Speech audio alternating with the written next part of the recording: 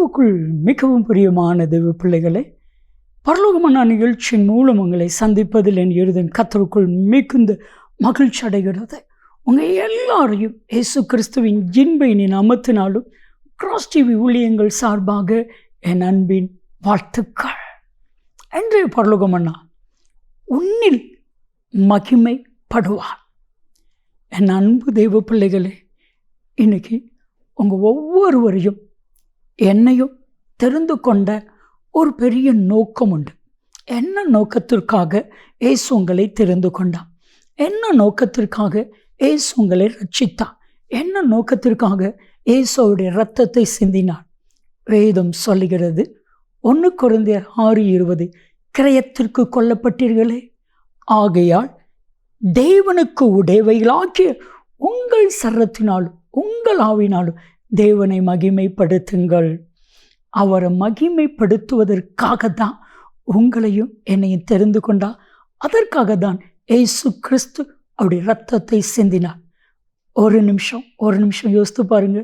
உங்கள் மூலமாக கர்த்தருடைய நாமம் மகிமைப்படுகிறதா, தூசிக்கப்படுகிறதா? நான் சொல்லட்டுமா? உங்கள் நிமித்தம் கர்த்தருடைய நாமம் மகிமைப்படும்படிக்கு அநேக அற்புத அடையாளங்களை உங்களுக்கு கர்த்தர் செய்வார்.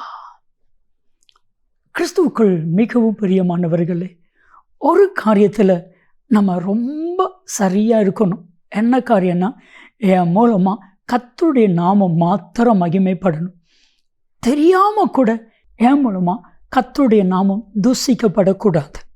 நான் ரொம்ப அதில் ரொம்ப கவனமாக இருப்பேன். யோசித்து பேசுவேன்.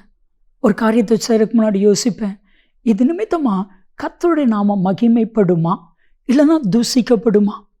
இந்த இடத்துல நின்று கோபப்படுறதுனால கர்த்தருடைய நாமம் மகிமைப்படுமா இல்லைன்னா தூசிக்கப்படுமா? இந்த பொருள் வாங்கிறதுனால கர்த்தருடைய நாமம் மகிமைப்படுமா தூசிக்கப்படுமா? யோசித்து பாருங்க. நிச்சயமாக உங்களால் தப்பு பண்ண முடியாது. நான் சொல்லட்டுமா? உங்கள் மூலமாக கர்த்தர் மகிமைப்படுவான். இயேசு நேசித்த லாசரு மரிக்க போகிறான், வியாதிப்பட்டிருக்கிறான் அப்படின்னு ஒரு கேள்வியை இயேசுவுக்கு அறிவிக்கிறாங்க. இயேசு கேள்விப்படுகிறார். இயேசு சொன்ன வார்த்தை என்ன தெரியுமா? யோவான் 11:4, இது மரணத்துக்கு ஏதுவான வியாதி அல்ல, இது தேவனுடைய நாம மகிமைக்கு ஏதுவான வியாதி. வியாதி கூட கர்த்தருடைய நாமத்தை மகிமைப்படுத்துகிறது. பாருங்க, உங்கள் லைஃப்பில் பிரச்சனைன்னு இருக்கீங்கள, அந்த பிரச்சனை மூலமாக ஆண்டவருடைய நாமம் மகிமைப்படும். சீசர்கள் சந்தோஷமாக நினைச்சாங்க, ஆனால் லாசர் மரிச்சிட்டான். சீசர்களுடைய எண்ணம் எப்படி இருந்திருக்கும்? ஆண்டவருடைய நாமம் மகிமைக்கு ஏதுவான வியாதின்னு சொன்னார், ஆனால் லாசர் மரிச்சிட்டானே. ஒரு பெரிய கேள்விக்குறி. உங்கள் லைஃப்லையும் நிறைய காரியத்துக்கு கேள்விக்குறி. ஆண்டவர் இதெல்லாம் சொல்லியிருக்கிறாரு, ஏன் நடக்கலை? என் மூலமாக கர்த்தருடைய நாமம் மகிமைப்படும் சொல்லியிருக்காரு, ஏன் நடக்கலை? நடக்கும். எப்போ தெரியுமா? நீங்கள் விசுவாசத்தா. யோவான் 11:40 பறிகொடுத்திருக்கிற மார்த்தாள் மரியாளை பார்த்து இயேசு சொன்னார், நீ விசுவாசித்தால் தேவனுடைய மகிமையை காண்பாய். நீங்கள் இன்னைக்கு விசுவாசித்தீங்கன்னா கர்த்தருடைய மகிமையை காண்பீர்கள். ஆண்டவர் எதை செய்தாலும் அவருடைய நாம மகிமைக்கா. ஒரு சின்ன உதாரணம் சொல்கிறேன். யாத்ராகமம் 14:4 வாசிங்க. பார்வோனுடைய இருதயத்தை கர்த்தர் கடினப்படுத்துகிறார்.